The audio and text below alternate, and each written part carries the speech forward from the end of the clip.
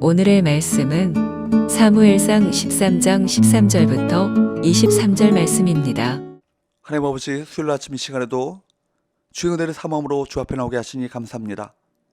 이 시간에도 우리 모두에게 말씀을 통해 하나님의 음성을 들려주옵소서. 예수님의 걸어가신 이름으로 기도하옵나이다. 아멘.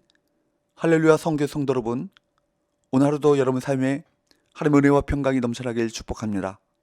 오늘 우리에게 주시는 하나님의 말씀은 사무엘상 13장 13절에서 23절까지의 말씀입니다. 본문은 사울의 비참한 처지와 이스라엘의 위기에 대해 기록하고 있습니다. 하나님께서 이스라엘의 왕조를 허락해 주셨지만 그 왕조는 다른 나라들과 달리 신정체제하에 있는 왕정체제였습니다. 즉 이스라엘의 왕은 왕의 왕 대신 하나님의 뜻대로 다스려야 하는 의무가 있었던 것이죠. 이스라엘의 제1대 왕으로 세워져 한껏 기대를 받았던 사울은 이 원리를 구현하는데 그만 실패하고 마는 내용이 본문 가운데 나오고 있습니다. 사무엘은 자신이 와서 드릴 번제를 대신 행한 사울을 책망했습니다. 13절 사무엘이 사울에게 이르되 왕이 망령되이 행하였도다. 왕이 왕의 하나님 여호와께서 왕에게 내리신 명령을 지키지 아니하였도다. 그리하였더라면 여호와께서 이스라엘 위에 왕의 나라를 영원히 쏘셨을 것이거늘. 망령되이 행하였다라는 말은 히브리어 원문 니스칼티라는 의미를 보게 되면 어리석게 행동했다는 뜻입니다. 그 어리석은 행동은 다름 아닌 여호와의 명령을 지키지 않은 것이죠. 당시 다른 나라들은 왕이 곧 제사장이고 선지자였습니다. 그러나 이스라엘 나라는 왕과 제사장의 직분이 구분되어 있었기에 왕이 제사를 드릴 수 없었습니다. 그런데 사울은 사무엘이 늦게 와서 백성이 흩어진다는 이유로 자신이 제사를 직접 드리고 만 것입니다. 그는 조급하고 불안한 마음 때문에 하나님의 법을 어기고 제사를 직접 드리는 망령된 일을 행했던 것입니다. 이 행위는 하나님의 주권을 온전히 믿지 못한 불신앙의 결과입니다. 그가 하나님을 온전히 믿었다면 어떤 상황에서도 하나님의 법을 지키면서 하나님께서 이스라엘을 승리케 하실 것을 의심치 않았을 것입니다. 사울은 또한 이스라엘 백성들이 이방 나라를 부러워하면서 왕을 세워달라고 요구한 것처럼 이방 왕들처럼 제사를 직접 드림으로 제사장의 직책까지 넘보는 죄를 범한 것입니다. 사울이 만약 사무엘을 통해 전해진 하나님의 말씀을 잘 들었다면 사울의 가문이 영원히 이스라엘 왕위를 이을 수 있었는데 그렇게 되지 못하는 것은 사울에게 있어서 정말로 안타까운 일입니다. 한 번의 심각한 죄가 이렇게 큰 파장을 몰고 온 것입니다. 14절 왕의 나라가 길지 못할 것이라. 여호와께서 왕에게 명령하신 바를 왕이 지키지 아니하였으므로 여호와께서 그의 마음에 맞는 사람을 구하여 여호와께서 그를 그의 백성의 지도자로 삼으셨느니라. 왕의 나라가 길지 못할 것이라. 이 말은 사울 왕조가 일대로 막을 내릴 것을 뜻합니다.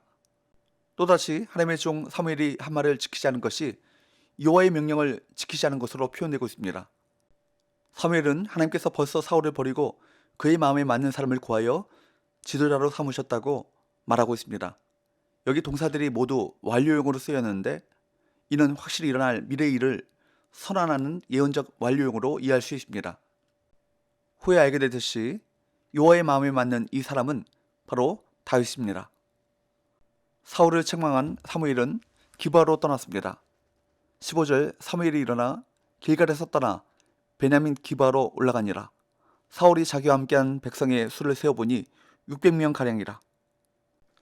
사울이 제사를 드리지 않고 기다렸다면 사무엘은 이스라엘을 위해 제사 드리고 사울이 행할 바를 가르쳐 주었을 텐데 그런 일은 일어나지 않았습니다.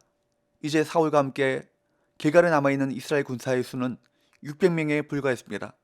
16절 사울과 그의 아들 요나단과 그들과 함께한 백성은 베냐민 게바에 있고 블레셋 사람들은 믹마스에 진쳤더니 길갈에 있던 사울과 이스라엘은 길갈을 떠나 게바로 가서 진을 칩니다. 그때 블레셋은 이스라엘의 열세인 줄 알고 북쪽 지파에서 내려오는 지원병을 차단하고 게릴라전을 일으키기 위해 특공대를 세 대로 나눠 침투시켰습니다.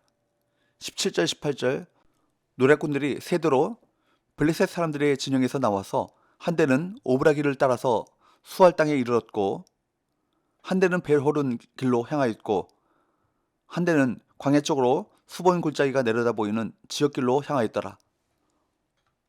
노략군은 게릴라 전을 위해 블레셋이 보낸 1단의 특공대를 말합니다. 블레셋은 특공대를 세 대로 나누어서 세 방향으로 이스라엘에 침투시켰습니다. 이스라엘은 더욱 불리해졌습니다. 19절 그때 이스라엘 온 땅에 철공이 없었으니 이는 블레셋 사람들이 말하기를 히브리 사람이 칼이나 창을 만들까 두렵다 하였습니다. 철공은 철을 다루는 기술자를 말합니다. 블레셋 땅에는 철 기술자들이 있었지만 이스라엘에는 없었습니다. 당시 블레셋은 철제 무기를 제조함으로 이스라엘보다 우월한 군사력을 자랑하고 있었습니다. 20절 21절 온 이스라엘 사람들이 각기 보습이나 삽이나 도끼나 괭이를 벼리려면 블레셋 사람들에게로 내려갔었는데 곧 그들이 괭이나 삽이나 쇠사랑이나 도끼나 쇠채찍이 묻을 때에 그리하였으므로 이스라엘에는 철제 기술자가 없었기 때문에 이스라엘 사람들이 괭이나 삽이나 쇠사랑, 도끼와 같은 철제 농기구가 무뎌지면 철 기술자가 있는 블레셋에 내려가서 그것을 갈아왔습니다. 그만큼 변변한 철제 무기조차 없는 이스라엘의 열악한 무기 상황을 말해주고 있습니다. 22절 싸우는 날에 사울과 요나단과 함께한 백성의 손에는 칼이나 창이 없고 오직 사울과 그의 아들 요나단에게만 있었더라. 싸우는 날은 다른 나라들과 전쟁하는 때를 말하죠.